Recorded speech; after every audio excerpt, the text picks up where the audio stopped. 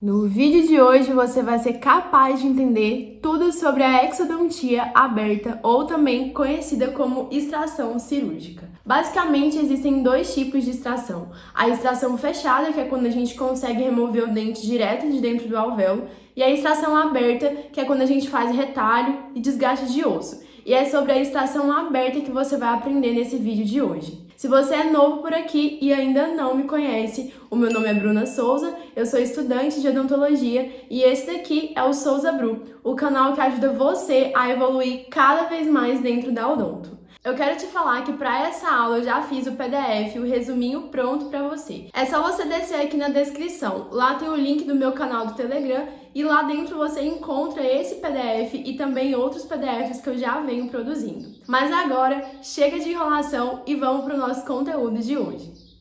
Aqui hoje, então, você vai aprender sobre a técnica de exodontia aberta. De forma mais específica, eu vou trazer para vocês o que é essa técnica e comparar a técnica de exodontia aberta com a técnica de extração fechada. Além disso, se você continuar nesse vídeo, você também vai aprender sobre as indicações dessa técnica de extração aberta e, claro, o passo a passo da técnica de extração aberta, tanto para dentes multirradiculares como para dentes unirradiculares.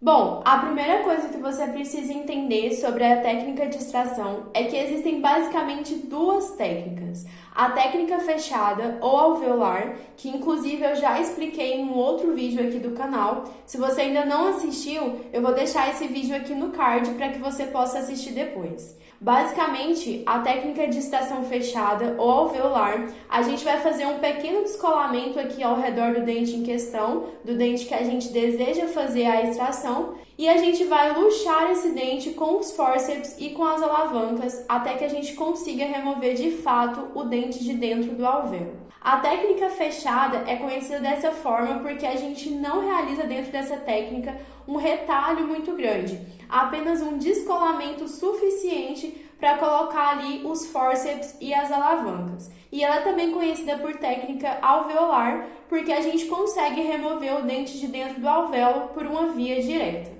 Já a técnica de extração aberta, ou também conhecida como técnica cirúrgica, é uma técnica que envolve a confecção de retalho mais elaborado, o rebatimento desse retalho e, se necessário, até o desgaste ósseo ao redor do dente que a gente deseja extrair. E é sobre essa técnica, a técnica aberta ou técnica cirúrgica, que a gente vai falar ao longo de todo esse vídeo. Agora que você já entendeu um pouco sobre a diferença dessas duas técnicas, eu trouxe aqui para vocês as indicações da técnica de extração aberta. Quando a gente fala de indicação, a gente precisa lembrar que o cirurgião dentista precisa avaliar a real necessidade de fazer, então, esse tipo de técnica, no caso, a extração aberta. Mas para que ele consiga, de fato, avaliar o cenário e fazer essa indicação, ele precisa entender as várias opções de técnica para que ele consiga selecionar uma, certo? E como eu disse para vocês, a gente tem basicamente duas técnicas. A técnica de extração aberta, que é o que a gente vai comentar ao longo desse vídeo, e a técnica de extração fechada, que eu já comentei com vocês brevemente, mas que tem de forma mais específica no outro vídeo aqui do canal. E geralmente a técnica mais utilizada para realizar a extração é a técnica de extração alveolar, a técnica fechada, assim como essa mostrada aqui nessa imagem.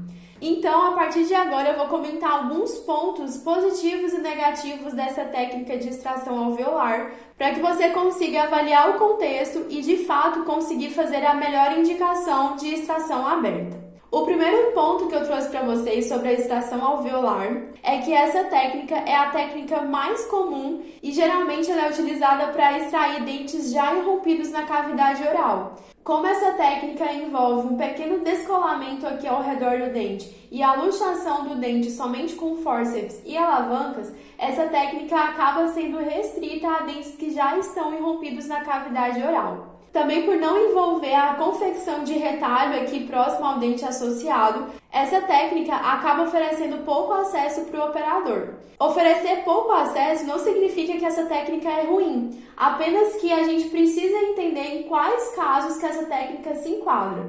Por exemplo, quando a gente já tem um dente irrompido na cavidade oral, quando a gente consegue enxergar ali as estruturas do dente, consegue colocar os fórceps, as alavancas na posição correta, a gente não precisa de um acesso muito grande. Nesse caso, fazer um acesso muito grande, um retalho ali naquela região, seria até prejudicial para o paciente, porque a gente estaria fazendo um acesso muito maior do que o necessário. Aí sim seria uma técnica invasiva. Nesses casos, a extração alveolar ela é muito bem indicada. Entretanto, em alguns outros casos de dentes inclusos, assim como acontece nessa imagem, o acesso que a gente tem que ter a esse dente é muito maior. Então, o fato da extração alveolar oferecer pouco acesso, ela acaba sendo uma técnica inviável para esses casos de dentes ainda inclusos. Um outro ponto sobre a extração alveolar é que ela é uma técnica mais simplificada. Ser simplificada também não significa ser uma técnica ruim. Dependendo do ponto de vista, simplificada pode ser que ela envolve menos passos, menos etapas e, consequentemente, é uma técnica mais simples e mais facilitada. Entretanto, ser simplificada e ter menos passos e menos etapas significa também uma limitação para essa técnica. E como eu disse anteriormente, a extração alveolar, por exemplo, não conseguiria remover ou extrair um dente que ainda está incluso, como acontece nesse caso. Um outro ponto que também vale ser mencionado sobre a extração alveolar ou fechada é que ela pode exigir uma força do operador. Quando a gente fala de extração fechada, nós temos que lembrar que basicamente estamos luxando o dente de dentro do alvéolo com as alavancas e com os fórceps. E a gente precisa realizar uma luxação que seja eficiente a ponto de conseguir remover esse dente com facilidade de dentro do alvéolo. Entretanto, essa luxação pode ser dificultada por alguns motivos, e quando a gente tem dificuldade de luxar, o operador tende a fazer força para remover o dente do alvéolo. Realizar essa força muito excessiva pode trazer como consequência, por exemplo, a remoção de osso junto com o dente, assim como acontece nesses casos que eu desenhei para vocês, o que acaba causando um prejuízo biológico de perda óssea para o paciente e também pode ter complicações durante o pós-operatório. Além disso, também relacionado com uma força excessiva que pode acontecer dentro da extração alveolar, a gente também pode ter como consequência o rompimento da membrana do seio maxilar. Em casos de dentes superiores, por exemplo, quando o operador está fazendo a luxação com as alavancas e com os fórceps, ao remover esse dente de dentro do alvéolo no sentido oclusal, pode ser que a membrana do seio maxilar seja rompida. E isso pode causar uma complicação pós-operatória, no caso, a comunicação buco-sinusal, que também traz consequências para o paciente. Esses são os pontos positivos e negativos dentro da extração alveolar.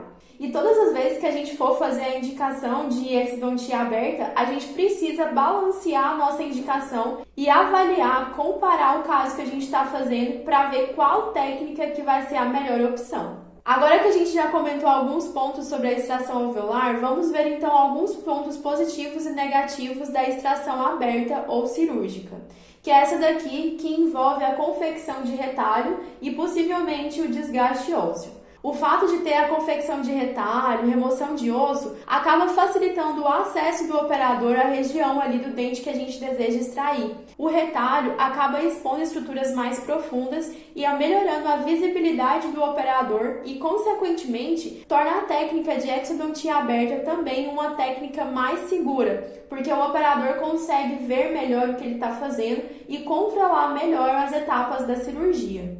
Além disso, o livro do Rupp, que é o livro que eu uso de referência para trazer essas aulas aqui para vocês, ele fala que se com prudência a técnica de exodontia aberta, que é essa técnica que faz o retalho e remoção de osso, se feito com prudência, ela pode ser ainda mais conservadora que a técnica de extração alveolar. Às vezes, a gente imagina que cortar a gengiva do paciente, fazer retalho, desgastar osso, pode ser uma técnica muito invasiva. Entretanto, se essa técnica for feita com prudência, ela pode ser ainda mais conservadora que a técnica de extração alveolar, que é uma técnica que pode exigir uma força muito excessiva do operador e, consequentemente, causar aquelas perdas ósseas e remoção de tábuas ósseas junto com o dente do paciente, que às vezes pode ser mais prejudicial do que fazer todo esse retalho e todo esse desgaste ósseo controlado.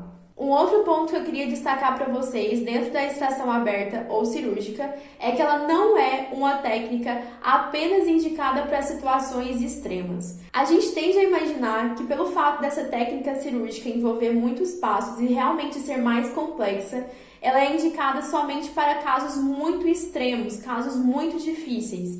Entretanto, é preciso ter em mente que essa técnica ela pode ser sim uma técnica eletiva e durante o seu planejamento ser a sua primeira opção e não só usar essa técnica de cirurgia aberta quando todas as outras técnicas deram errado.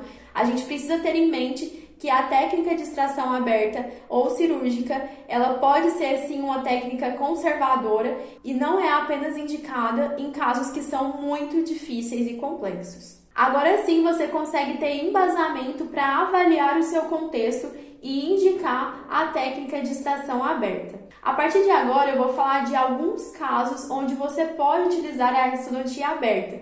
Isso não significa que os exemplos que eu vou dar aqui agora para vocês são obrigatoriamente realizados com a técnica aberta.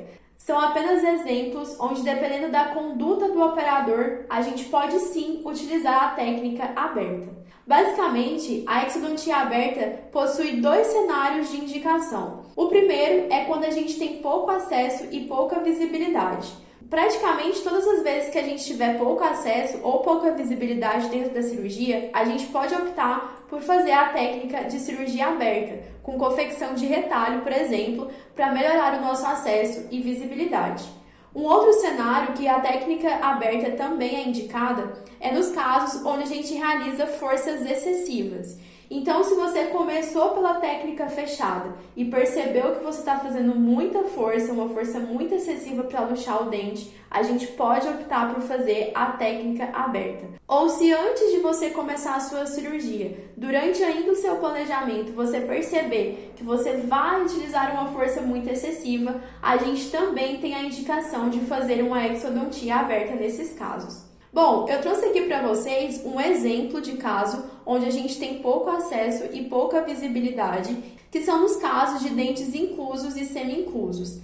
Esses dentes, eles não possuem visualização direta e seria quase impossível da gente realizar a exodontia desse terceiro molar aqui, por exemplo, pela técnica fechada, pela técnica alveolar. Por isso, nesses casos de pouco acesso e pouca visibilidade, nós optamos por fazer retalho, nós optamos por desgastar osso ao redor do dente para que a gente consiga ter um acesso e visibilidade melhor e, consequentemente, maior sucesso dentro da nossa técnica cirúrgica. O outro contexto em que a gente pode utilizar a exodontia aberta é em casos de utilização de forças muito excessivas. Um exemplo também é nos casos de pacientes que possuem a lâmina vestibular muito densa. Dentro da técnica fechada, quando a gente vai luxar o dente com o fórceps, a gente acaba jogando o dente para vestibular e para lingual, luxando o dente nesse sentido. E com frequência, a gente tende a luxar o dente no sentido vestibular, justamente porque essa tábua vestibular ela é um pouco mais fina, o que facilita o processo de luxação. Se essa lâmina vestibular é muito espessa, isso acaba dificultando o processo de luxação e aumentando as chances do operador realizar forças excessivas dentro dessa técnica. Com a utilização de forças excessivas, aumenta a chance também de acontecer a fratura do osso e da raiz desse dente. Por isso, nesse caso, a exodontia aberta é uma indicação. Um outro exemplo que também pode acontecer forças excessivas é no caso de dentes com hipercementose, assim como acontece aqui nessa imagem. A hipercementose provoca um espessamento do cemento radicular e, consequentemente, esse espessamento acaba dificultando o processo de luxação. Se aumenta a dificuldade de luxar o dente, a gente também tem uma tendência de aumentar a força utilizada na hora de remover esse dente de dentro do alvéolo. E, consequentemente, isso aumenta as chances de acontecer a fratura radicular desse dente. Por isso, nesses casos de força excessiva, a gente também tem uma indicação de realizar a exodontia aberta. Um último exemplo que eu trouxe para vocês de força excessiva acontece quando o dente possui raízes dilaceradas ou divergentes, assim como acontece nessa imagem que eu trouxe aqui para vocês. Essas raízes acabam funcionando como retenções na hora que a gente vai tentar remover esse dente de dentro do alvéolo. E, consequentemente, essas retenções dificultam a luxação do dente e aumentam também as chances de fratura dental.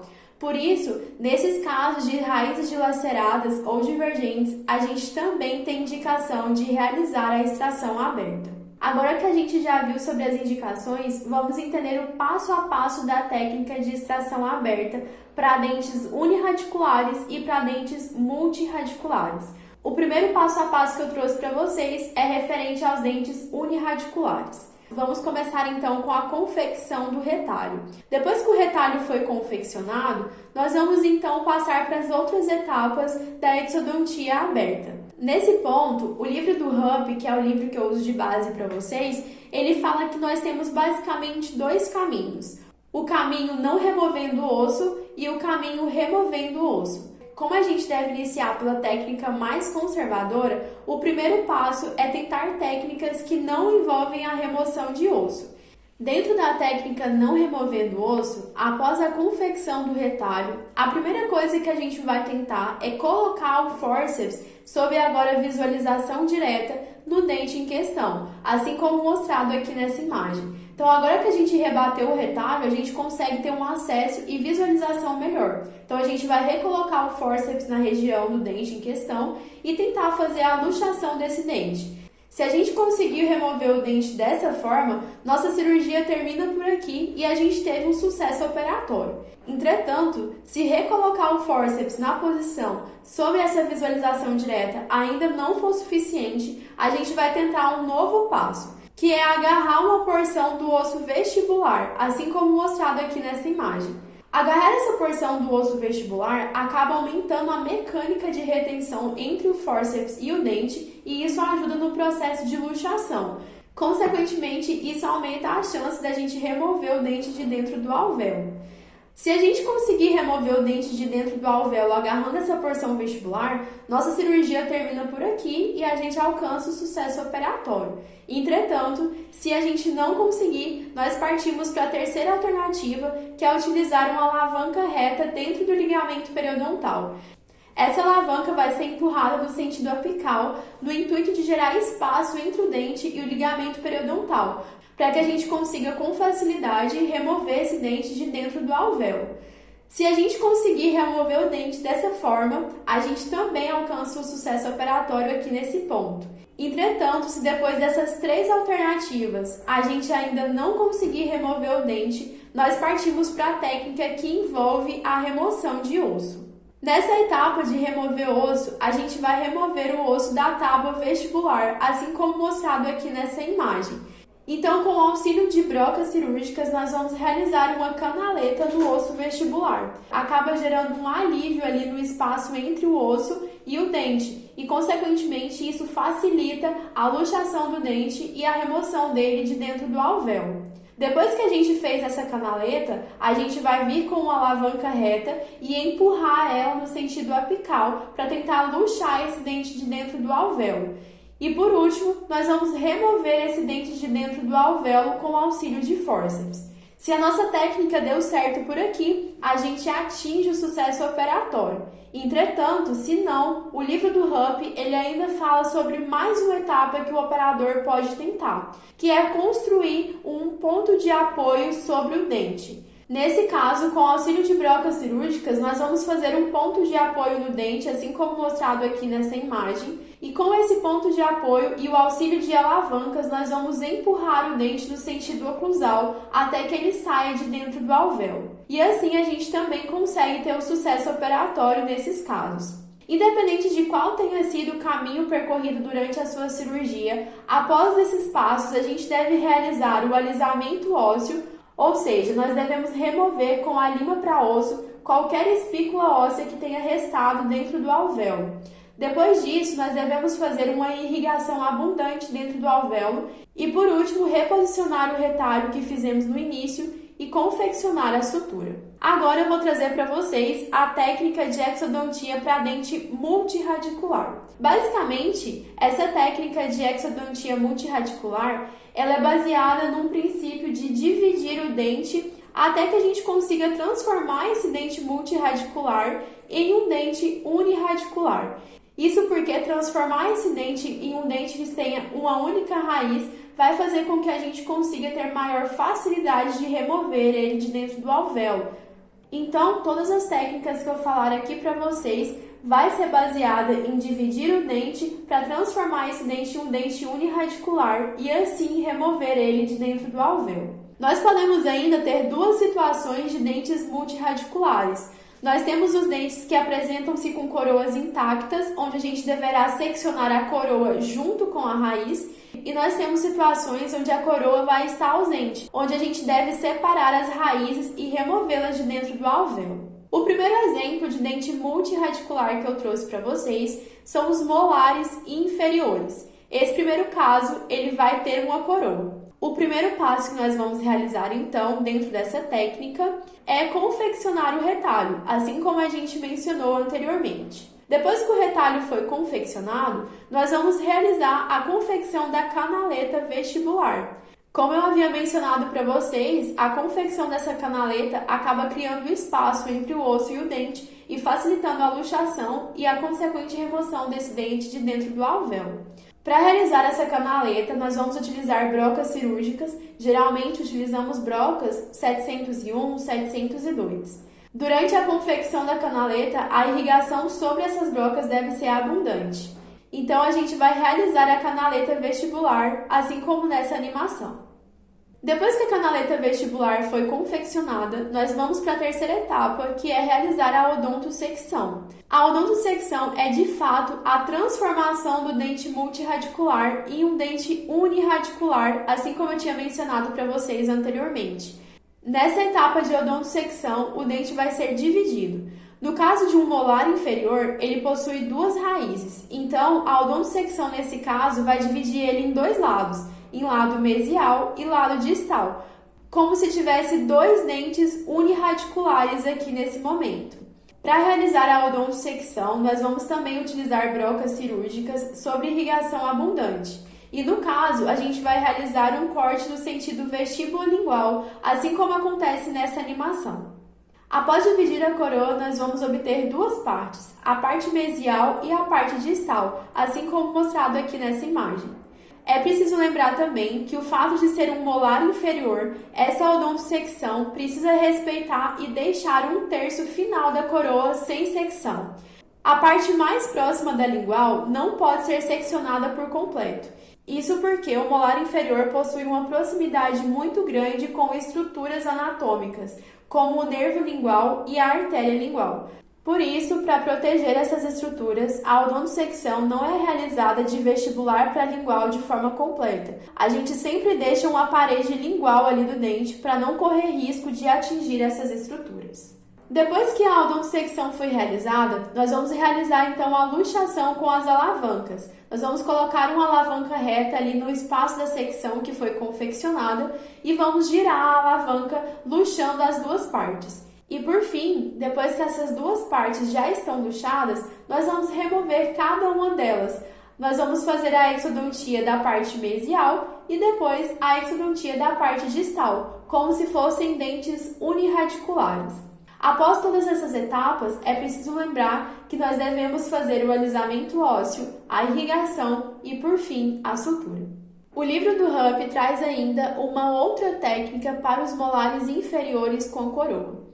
Nessa técnica trazida pelo livro dele, a gente também vai começar realizando o retalho inicial, seguido da confecção da canaleta vestibular. Depois disso, a gente vai realizar a secção da raiz mesial.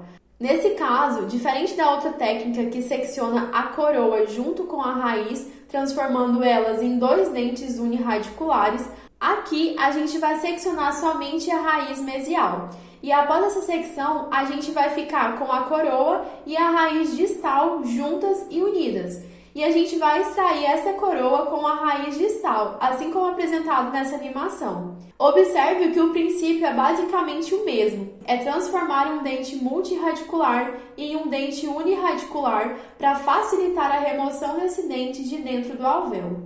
Depois que a gente extrai a coroa com a raiz distal, Nós vamos luxar a raiz mesial com o auxílio de alavancas bandeirinhas até que a gente consiga remover ela de dentro do alvéolo. Depois que toda a técnica foi realizada, aquele passo a passo de realizar o alisamento ósseo, a irrigação e a sutura permanecem. Agora que a gente já viu a técnica para os molares inferiores com a coroa, vamos falar sobre a técnica dos molares inferiores que não possuem coroa. Assim como nos outros casos, a gente também vai realizar a confecção do retalho. Nesse caso, como o molar inferior não possui coroa, nós vamos realizar a secção das duas raízes. Então, nós vamos seccionar com auxílio de brocas, sob irrigação, as duas raízes, separando elas em raiz mesial e raiz distal. Feito isso, nós vamos luxar cada uma das raízes com auxílio de alavancas bandeirinhas e remover cada uma delas de dentro do alvéolo. Assim como nos outros casos, depois de todos esses processos, nós também devemos realizar o alisamento ósseo, irrigação e a sutura. Agora que a gente já viu a técnica para os molares inferiores com e sem a coroa, vamos entender a técnica de exodontia aberta para os molares superiores. O primeiro que eu trouxe para vocês é a técnica quando a gente ainda tem a coroa do dente. Nessa técnica, assim como nas outras, nós vamos começar com a confecção do retalho.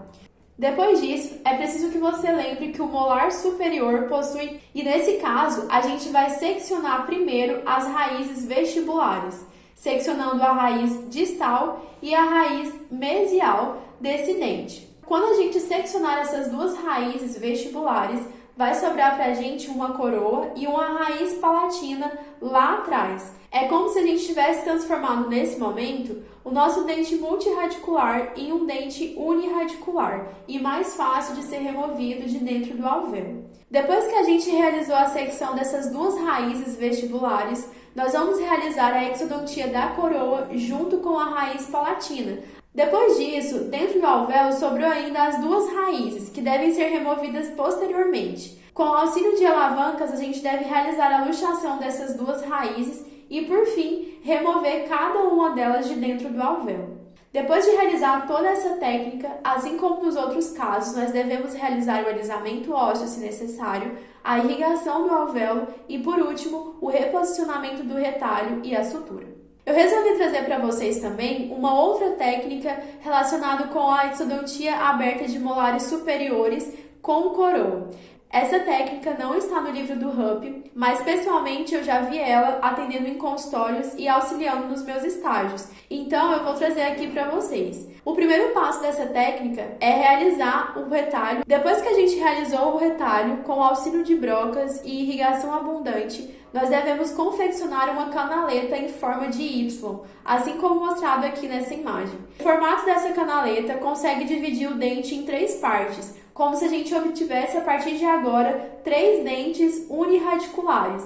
Um dente mesiovestibular, um dente disto-vestibular e um dente unirradicular palatino. Depois que essa secção foi realizada, nós devemos luxar com alavancas. E por último, remover cada uma dessas partes. Remover a parte palatina, remover a parte mesial e por último, remover a parte distal. Ao final dessa técnica, assim como nas outras, nós devemos realizar o alisamento ósseo, a irrigação abundante dentro do alvéolo e o reposicionamento do retalho, seguido de sutura. E a última técnica de exodontia aberta de dente multiradicular que eu trouxe para vocês é nos casos de molares superiores que não possuem mais coroa.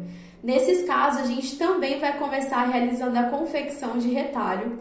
Depois, como esse dente não tem mais coroa, nós vamos seccionar as suas raízes. Lembrando que estamos falando de um molar superior que possui 3 raízes. Então, nós devemos seccionar essas 3 raízes com o auxílio de brocas.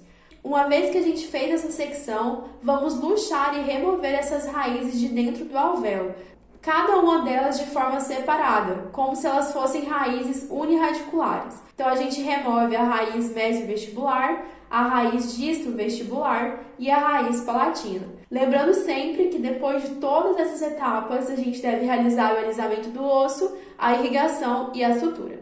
O livro de referência que eu trouxe para fazer essa aula para vocês é o livro de cirurgia oral e maxilofacial contemporânea do Rupp. Eu sempre utilizo para trazer os vídeos para vocês a sexta edição. E de forma mais específica, para trazer essa aula para vocês, eu estudei o capítulo 8, o princípio da exodontia complexa.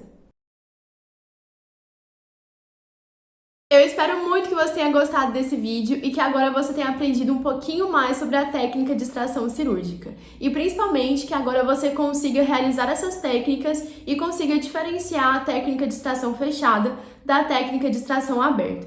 Se você gostou desse vídeo, não esquece de deixar um like aqui embaixo. E se você ainda não é inscrito, é só se inscrever no botão vermelho que aparece aqui na sua direita. No mais é isso, um beijo e até o próximo vídeo.